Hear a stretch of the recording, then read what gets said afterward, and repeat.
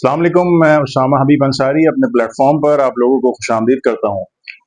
जैसे कि आपको पता लग चुका है कि मलिर एक्सप्रेस वे की माशाल्लाह से ओपनिंग हो चुकी है और उसके बाद मार्केट कैसा परफॉर्म कर रही है, इस बारे में आज हम लोग बात करने वाले हैं। इस बारे में आज हम लोग डिस्कशन करने वाले हैं कि मार्केट कितनी ऊपर जा चुकी है, कौन कौन से सेक्टर्स के अंदर रेट बढ़ चुके हैं, कौन कौन से सेक्टर्स के अंदर रेट नहीं बढ़े हैं और कौन से सेक्टर्स के अंदर इस टाइम बाइंग करना बनती है या बाइंग करना अभी बिल्कुल भी नहीं बनती है।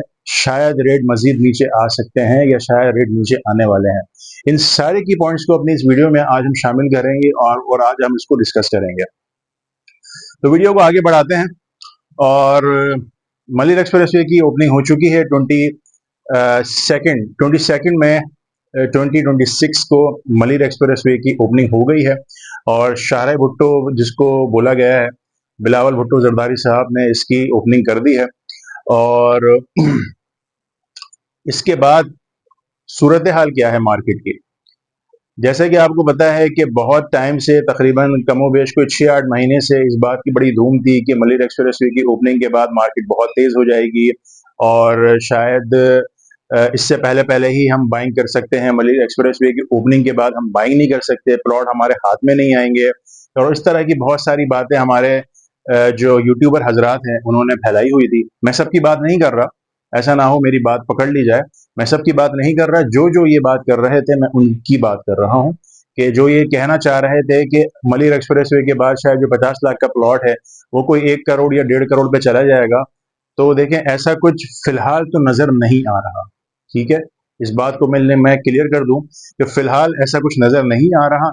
हाँ, अलबत्ता ये जरूर है कि मलिर एक्सप्रेसवे की ओपनिंग के बाद जो आपका डिस्टेंस है शहर कराची से वो रिड्यूस हो चुका है और मैं समझता हूं कि सिर्फ डीएचए सिटी कराची नहीं, M9 मोटरवे के पे जितनी भी लीगल सोसाइटी लोकेटेड है, फिर चाहे वो बहरिया टाउन हो, फिर चाहे वो साइमा के विलास हो, फिर चाहे वो एसिफ सोसाइटी हो, कि इस तरह से बहुत सारी सी जो सोसाइटीज हैं जिनके नाम शायद मैं इस टाइम भूल रहा हूँ, तो उन सबको इसका फायदा होगा, लेकिन वक्त के साथ फायदा होगा और इसमें बहुत सारी चीजें इन्वॉल्व होंगी, बहुत सारे जो पॉइंट्स है वो इन्वॉल्व होंगे। तो देखें, मलिर एक्सप्रेसवे सिर्फ ओपन होना कमाल नहीं था। कमाल ये है कि आप जहां पर इन्वेस्टमेंट कर रहे हैं, जैसे हम डीएटी सिटी की आज हम बात कर रहे हैं, तो डीएटी सिटी की अगर मैं बात करूं तो वहां पे कितनी डेवलपमेंट हो चुकी है, कौन से सेक्टर लिवेबल है, कौन कौन से सेक्टर के अंदर कितना डेवलपमेंट का काम हो चुका है, कौन कौन से सेक्टर के अंदर इस टाइम कंस्ट्रक्शन की परमिशन है, इन सारी चीजों को देखते हुए लोग इन्वेस्टमेंट करें। ये बहुत अच्छा साइन है, ये बहुत अच्छी बात है कि इस टाइम ओवरसीज, मेजॉरिटी ओवरसीज की अगर मैं बात करूं तो वो डीएचए सिटी की तरफ देख रहे हैं और डीएचए सिटी में इन्वेस्टमेंट करने का सोच रहे हैं।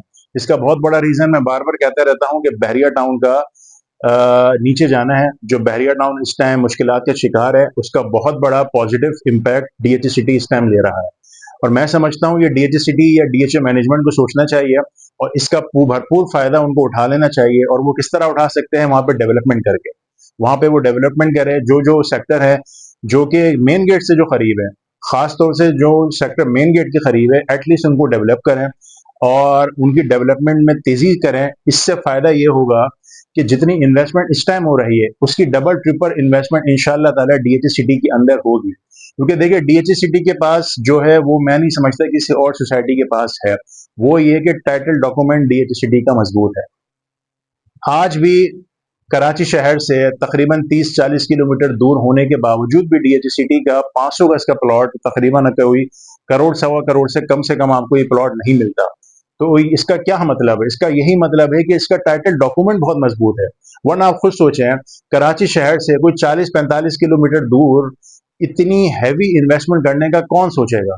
लाजमी सी बात है, कोई नहीं सोचेगा। और मैं नहीं समझता डीएचए सिटी से महंगा इस वक्त कोई है। बहरिया की भी अगर बात की जाए तो बहरिया अपने वक्त में महंगा था, लेकिन वो महंगा होने को भी तकरीबन कोई 3 साल गुजर चुके हैं। अब बहरिया के अब बहरिया के वो वाले हालात नहीं है। तो इसका फायदा डीएचए को हो रहा है और बिल्कुल हो रहा है और डीएचए मैनेजमेंट को सोचना चाहिए और वो इसमें भरपूर इसका फायदा उठा सकते हैं। अब जहां तक बात है रेट्स की, तो देखें, रेट्स बढ़े हैं लेकिन कोई खास रेट नहीं बढ़े। मलिर एक्सप्रेसवे के बाद कोई खास रेट नहीं बढ़े। रेट तो उससे पहले भी बढ़े थे। अप्रैल की अगर मैं बात करूं 500 स्क्वायर यार्ड्स के अंदर तकरीबन कोई 30 से 40 लाख का जंप आया था, और जो 300 स्क्वायर यार्ड्स हैं उसके रेट भी थोड़े बहुत बढ़े थे। 125 स्क्वायर यार्ड्स के थोड़े बहुत अब रेट बढ़ना शुरू हो गया है। मार्केट की क्या सूरत हाल है? मार्केट की सूरत हाल देखें, इस टाइम ये है कि मार्केट में बायर एग्जिस्ट करता है, लेकिन बायर लोकेशन का बायर है, बायर अच्छी चीज का है, बायर कोई चांस की डील का है कि जैसे लेट सपोज कोई प्लॉट की वैल्यू, मार्केट वैल्यू 50 लाख है, और अगर वो प्लॉट 45 लाख में या 44 लाख में मिलता है तो उसका बायर स्टैंड करता है।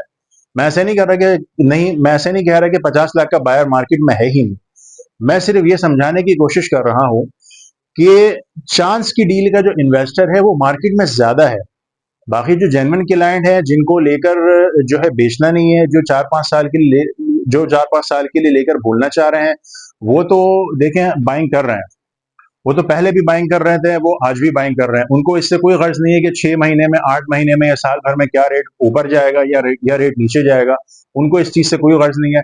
वो 4-5 साल का टाइम फ्रेम रख के इन्वेस्टमेंट कर रहे हैं।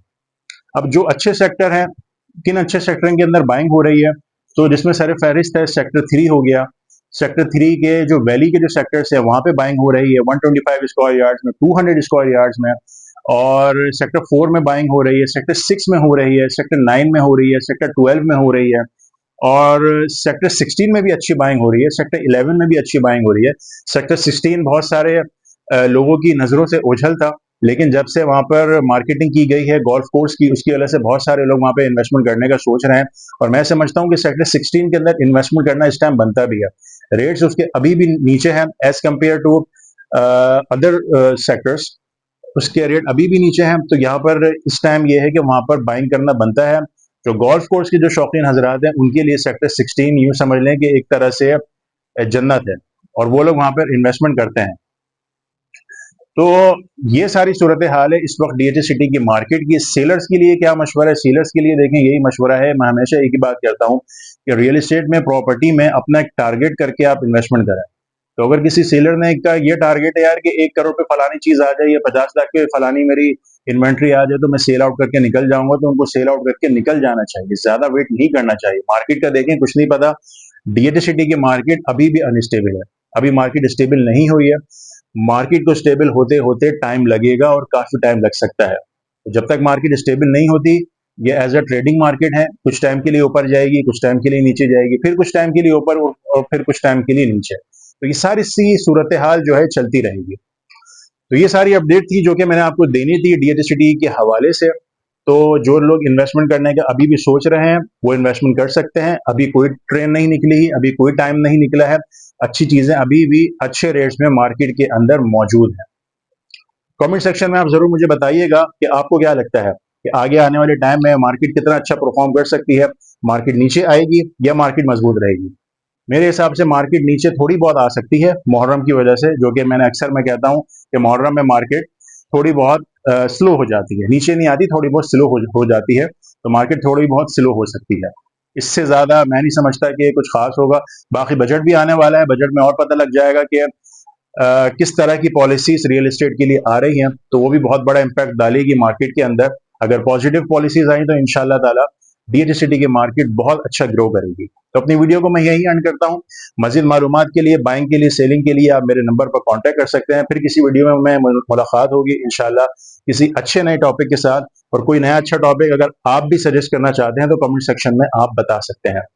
वीडियो को एंड करने से पहले लाइक, कमेंट, सब्सक्राइब सब चीजें करिएगा।